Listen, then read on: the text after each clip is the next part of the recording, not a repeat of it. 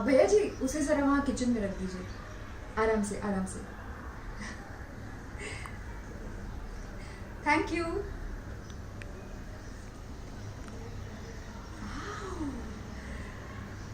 नया fridge double door क्यों लिया?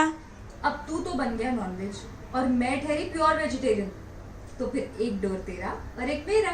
क्यों? अच्छा जल्दी देखते हैं कितनी जगह है इसमें, देख तो कितना बड़ा है। वाह। आइसक्रीम दोनों साइड में रहेगा। ओके सर, आइसक्रीम दोनों साइड रहेगा, बस खुश।